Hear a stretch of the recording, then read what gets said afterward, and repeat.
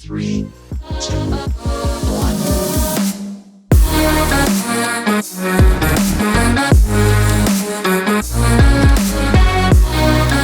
Hello and welcome to Trees 3, folks, here on Sports Tree Ltd. I'm your host, Connor Roundtree, as always, and I have some exciting news. I'll be calling my first ever NFL game come Sunday. It's the Ravens visiting the Bears in what will surely be one of the most exciting games of the 2021 NFL season. Make sure you download the app Colorcast right now. Give me a follow at Sports with Tree, just like it is on Twitter, and you're in to follow me come Sunday. I'll be doing some trivia questions, obviously commentating the game. It'll be a lot of fun. I'll keep you updated with all the best bets around the NFL, fantasy updates, and obviously scores from out of town. Tune in on Sunday, and heck, even if you're watching the game, mute the TV and put on me. Our bump of the week, folks, has to go to Bryce Harper. He won his second ever NL MVP. We're watching greatness in our time. A multi-time NL MVP, Bryce Harper. That's absolutely awesome. You get our bump of the week. Our stump of the week, folks, has to go to the Houston Rockets. Now, I'm not about kicking a guy when he's down or bullying or anything like that. But when you're a professional NBA organization and you have one win in 15 games, that's stumpy. Like, that's bad. They're on pace to win, what, 5, maybe 6 games? Like 5.5 games this season? Houston, that is bad. You are a bunch of stumps. Coming at number 3 this week, folks, is our UFC picks, brought to you by themadlabmma.com. Sign up today. It's just $50 a month for a full breakdown of all MMA events, whether it's Bellator. They even throw in some football picks. Obviously, every UFC breakdown. Use the code ST2021, all one words, all caps, when you sign up. And we're going to preview our favorite picks for the card now, starting with Luana Pinero versus Sam Hughes. Now, Pinero is a judo practitioner and a damn good one at that, sporting a 9-1 record in professional mixed martial arts and 2-0 in the UFC. Hughes will have to rely on her striking to win this fight, but she's been outstruck and lost both of her UFC appearances. Pinero gets her hand raised by getting her hands on Hughes, taking her to the ground and beating her up. I like Pinero to win this fight. Up next, folks, we're going to take a look at Cody Durden versus Iori Kwai. Now, Cody Durden is an excellent wrestler and Kwai is an excellent striker. So what's going to give? I think Durden gets his hands on Kwai, takes him down and beats him up, and that is your decision for this fight. Go to decision and take Cody Durden. Up next, folks, is my pick for fight of the night. It's Terence Mckinney versus Ferraz Zayem. Now, Ferraz Zayem is 100% the better and more technical striker, but Mckinney has the knockout power. He knocked out Matt Fervella in 7 seconds in his UFC debut. I'll take Mckinney to get inside and land the more powerful shots, secure the takedown, and win the control time or KO this fight on the ground. Mckinney simply presents more paths to victory. If Zayem can't find his range on his feet, he's in big trouble. Mckinney can use his power or take this to the ground. I like Mckinney to win this pick'em fight. Up next, folks, it's Luma Lockboon-Me versus Lupi Godinez. Those are some pretty fun names to say. Lockboon-Me and Lupi Godinez. Now, it's actually Lupita Godinez, but Lupita Godinez's path to victory is the takedown and ride out control time with submission attempts and ground and pound. Lockboon-Me is a masterclass Muay Thai striker, so you know she needs to be on the feet. I like this fight to go over the 1.5 rounds, folks. I think these ladies are going to use a lot of time trying to figure each other out and then utilize their advantages with their individual game plans. Rafa Garcia versus Natan Levy is going to be fireworks. Levy is an excellent karate striker with some cheeky grappling that will keep his opponents guessing. Garcia is a solid grappler, but has been outstruck and lost both of his UFC appearances, and his cardio looked awful in his last fight. If Levy keeps this on the feet and he keeps it at range, this should be a solid night for him. He's got vicious kicks, so I like Levy and the over 1.5 rounds. Garcia may win this fight in the first round or so, but if it extends longer, he's going to get tired. Levy's going to pick him apart with his excellent striking, keep this on the feet, and win this fight. Take the over 1.5 rounds. Adrian Yanez is taking on Davy Grant, and Adrian Yanez is one of my favorite boxing prospects in the UFC. This guy has incredible power and just clean boxing. It's fun to watch. Davy Grant is a brawler, unique movement and sporadic attacks. I think this fight starts slow as Yanez gets his reads and starts to get better and more confident as the fight goes on. Look for Yanez to close the distance, get inside, and land a vicious counter to put Davy's lights out. Up next, folks, it's Joanne Wood versus Santos. That's right, no longer Calderwood, just Joanne Wood. She got married. Congratulations, Miss Joanne Wood.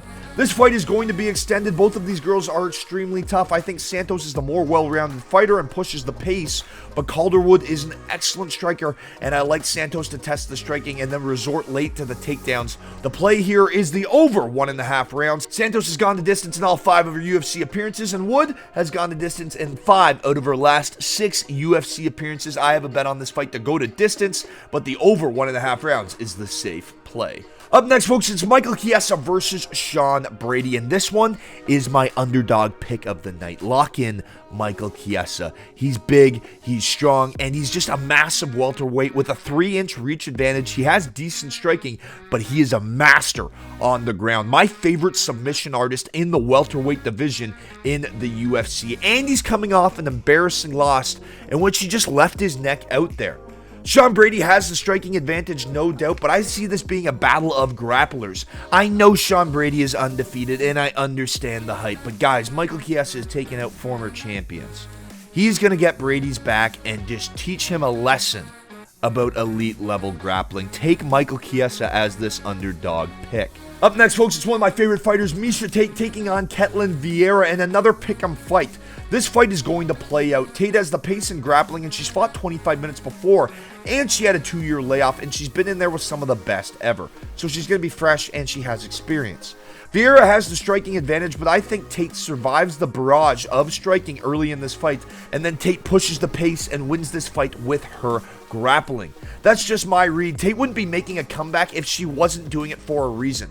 She knows what it takes to become a world champion. She's a former UFC champion, and she's been to the championship rounds. I love the over 1.5 rounds in this. If you want to make a sweet buck, take Miesha Tate as an underdog or a pick'em line. It's fluctuating right in there, a slight underdog.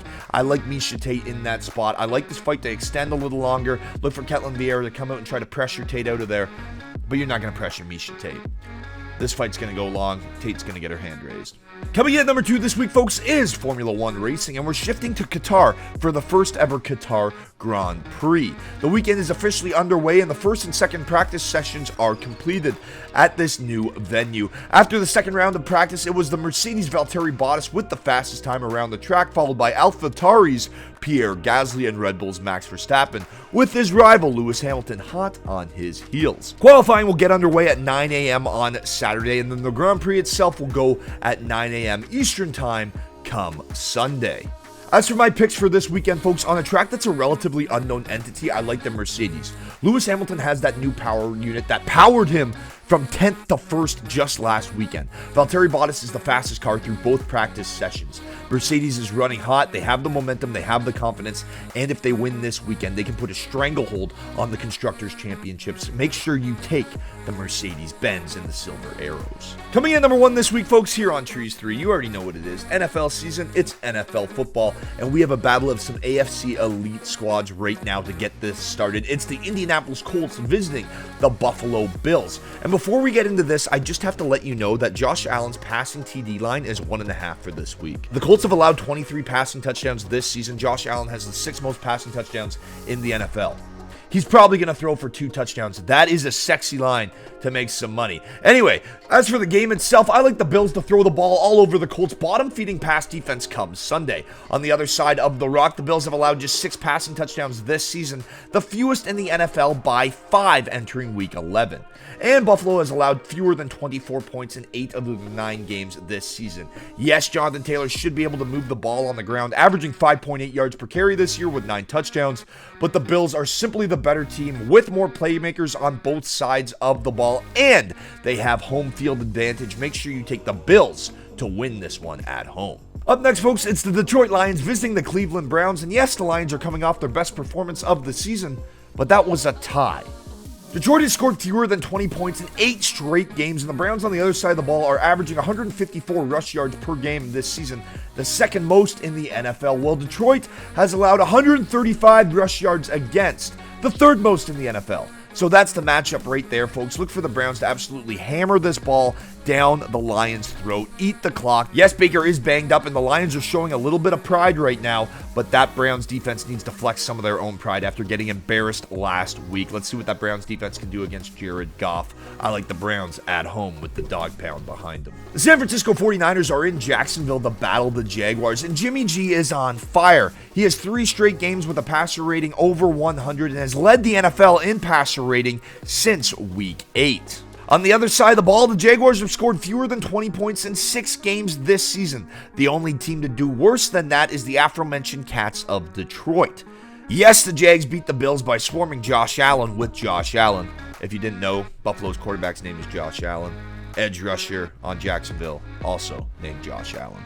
There you go. But San Fran's O-line is rolling right now, and they've allowed just 1 sack to the Rams' defensive front last week, who's arguably the best in the NFL. If the 49ers keep winning the battles between the trenches, opening up run lanes for their running backs and giving Jimmy G time, he should be able to complete those passes. The Niners should be able to move the ball very efficiently and win this game. All right, folks, I'm excited for this one. It's the Dallas Cowboys visiting the Kansas City Chiefs, and my pick for game of the day. Yes, Kansas City and Patrick Mahomes ended that 5-week slump that they were in, but the Cowboys, they've been hot. They've been rolling. They didn't need to end the slump. They're coming off a defensive performance where they held Matt Ryan to under 120 yards and picked him off twice with a passer rating below 22. Dallas has allowed 180 pass yards per game since week 6, the second fewest in the NFL, and Dallas has not allowed a 300-yard passer since week 4. So Pat Mahomes, you may have gotten to a rhythm last week, but you're in tough this week, that's for sure. In a game with so many offensive playmakers on both sides of the ball, I think defense is going to be the difference, and I think Dallas has the edge defensively.